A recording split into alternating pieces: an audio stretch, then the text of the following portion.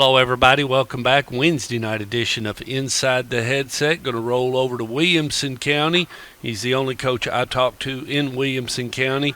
He was in Rutherford County Friday night. Came away with a big win, 35-28, as he beat Blackman. And talk a little bit about the game, Coach. You took on an old friend. You took on Coach Kreisky and the Blackman Blaze. Absolutely. Anytime you go into the Inferno and you can come out with a victory, it's a good night. That's a team that's young like we are and playing a bunch of underclassmen, and they're going to be, in my opinion, they're going to be tough to handle in that league and be fighting for a playoff spot come, the 6 or 7 weeks from now. What did you feel like the Raptors did real well Friday night as you came away with that win? What were some of the things that you felt like, that was a tipping point and that was a tipping point, that this is where we played just a little bit better than the Blaze?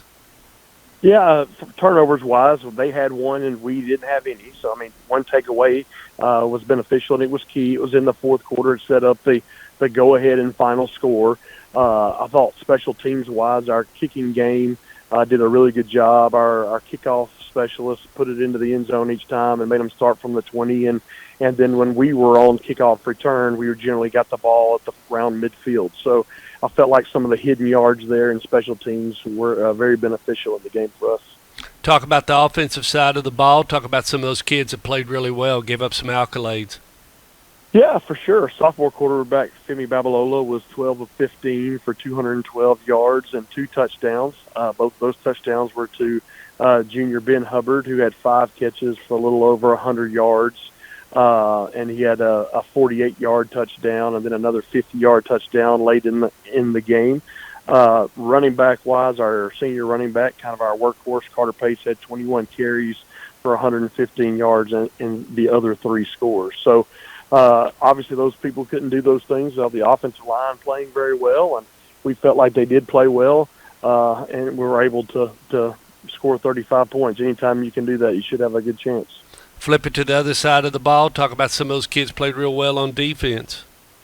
Absolutely. Defense, obviously Blackman played pretty well on offense. They scored 28 points, but our defensive kids fought all night. We got some key stops when we needed to. Obviously, the takeaway, Elliott Hampton, young man who had 3 sacks for us. One of them was a sack fumble there to get us the ball back and in good position to score the game-winning touchdown. He played very well. Our 2 sophomore inside linebackers, Matt Anderson and Jake Roberts, also played really well. So proud of those guys, proud of the way they continue to fight. It wasn't perfect, but it was good enough. Well, it doesn't get any easier. You get on the road, and you're coming back over here, Coach, but you're going down the road a little bit in a place we both know very well, and you'll be at the Dog Pound on Friday night as you catch Smyrna. Yeah, first time on the new turf at Smyrna High School. Obviously, Stork, as you know, spent many Friday nights over there in the Dog Pound, and for my days at Laverne and other places in Rutherford County, and had some good battles with Smyrna when I was at Brentwood and now at Ravenwood. So, as I've told our kids all week, Smyrna has a tradition of being a very strong football program that goes back years and years. And that community loves its football, and we're going to be in for a dog fight in the Dog Pound. Yeah, when I first moved here and I was down in Smyrna and everything, and started to get around the youth football program, and when you start talking about the numbers, just the sheer numbers that were involved in youth football at that time, I hear the geese coming in. You're talking a little bit over 700 boys playing, full contact football from ages 5 all the way up to 12 years old in the youth football program. And then we suited 250 cheerleaders, so and was running a budget of about anywhere between $90,000 and $100,000 money you're handling as you're running a football program where 2 football fields on a Saturday were busy from 9 o'clock in the morning till about 10:30 at night. Yeah, crazy, and great men involved in the program like Donnie Carter, and then obviously Philip and his dad, and all those people that put their blood, sweat, and tears into that program for many, many years. I'm sure there's another group that have kind of filled in since they've moved on and doing the same now. Yeah, yeah. Gene Carr was really the main man. He was the one that really.